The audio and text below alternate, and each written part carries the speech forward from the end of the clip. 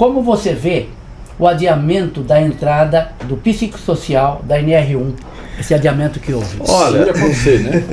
é o seguinte, como que vem da onde que nasce essa história do psicossocial? Não sei se vocês sabem, por volta de 2012, foi formado um grupo de trabalho do qual eu participei, que era para fazer uma norma sobre gestão de saúde e segurança.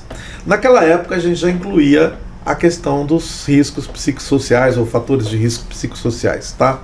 Então já era natural. Quando a gente tentou escrever a primeira versão da NR1, antes dessa última revisão, vocês devem notar que nós não falamos que a empresa devia fazer gerenciamento dos riscos ocupacionais, sem especificar que tipo de risco. Por quê? Pode ser que amanhã surja um tipo de risco diferente que você não está previsto.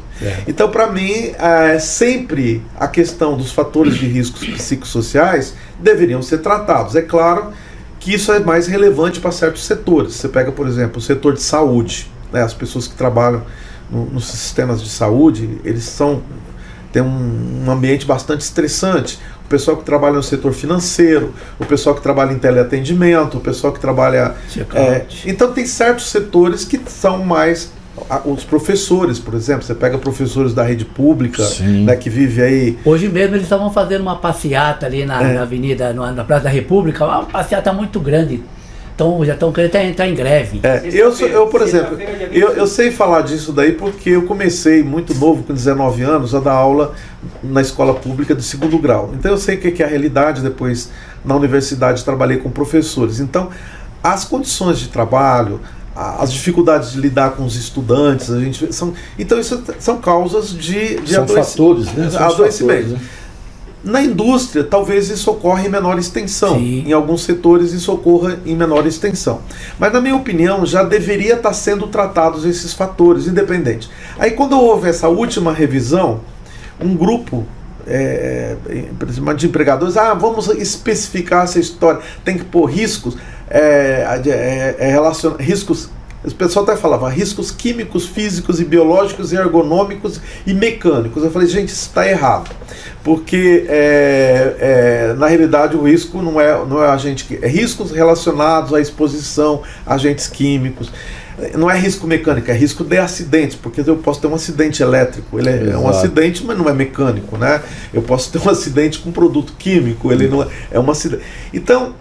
essa especificação que vem daquela tradição de mapa de risco lá dos anos 80, eu acho que não precisaria especificar. Aí, já que especificaram todos, alguém falou, então vamos botar os fatores de riscos psicossociais. Então, isso surgiu no contexto. Para mim, eu acho que certos setores, eu que já orientei algumas organizações que tinham esse tipo de problema, já desde que surgiu o PGR, você teria que estar fazendo isso, né? Agora, como deu esse destaque, eu acho que deu vazão a muito oportunismos, né? Aí o pessoal associar diretamente a fatores, a saúde mental. Não necessariamente, como eu estou falando. Um fator psicossocial pode dar um problema musculoesquelético, ele pode dar um problema de adoecimento digestivo, gástrico, por exemplo. Então ele é amplo, né? E na realidade quem tem que tratar disso, quem conhece organização do trabalho, as condições de trabalho, né? Eu vou excluir disso aí a questão dos assédios, porque a questão do assédio ela já vem sendo trabalhada a ponto que ela entrou na própria legislação da CIP, né? É claro que ninguém vai colocar, você não vai colocar numa empresa que lá existe o assédio sexual ou assédio moral. Você tem que colocar principalmente que você faz ação para evitar que isso aconteça, e caso isso venha a acontecer, você dá um tratamento de acolhimento, de respeitoso e resolver a situação. Então essa é uma questão. Mas a gente sabe que, por exemplo, bullying, desde que eu me entendo, por exemplo, eu trabalhei muito em chão de fábrica, fazendo as avaliações, e eu gosto muito de conversar com os trabalhadores, por exemplo, na hora que eu estou fazendo, enquanto você está colocando a bombinha, fazendo a amostragem, eu vou perguntando, né? E eu começo papo com futebol, né? Eu gosto de futebol, então às vezes para você ter uma proximidade com o trabalhador. E eu assistia, por exemplo, como que às vezes os trabalhadores fazem bullying entre si, colocam apelidos, fazem coisas, às vezes na brincadeira, mas às vezes não necessariamente na brincadeira. Então isso sempre existiu, né? Só que hoje se caracterizou como um desrespeito, como algo que não acontecia.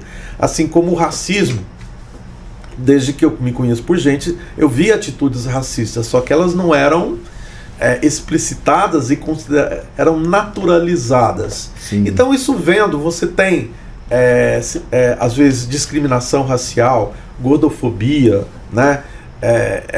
Isso sempre existiu, né? A única coisa é que você passa a ter uma consciência maior e que você tem que dar tratar isso com o respeito que as pessoas merecem, né? Perfeito. Então, para mim, a questão dos fatores de risco psicossociais, o que eu vi uma certa preocupação do setor empregador é no sentido de criar passivos. Então, qualquer pessoa que tenha um problema de natureza, digamos, de transtorno mental, fosse querer associar necessariamente, isso criar uma certa judicialização. Mas eu acho que isso é uma besteira, porque um clima bom de trabalho, ele é fator de qualidade do serviço, é fator de produtividade, né? Então, se eu sou um empregador, se eu tiver um ambiente de trabalho em que as pessoas se sentem oprimidas ou que elas estão pressionadas por tempo, isso vai repercutir. Então, é interessante para o negócio que você tenha uma boa gestão desses fatores.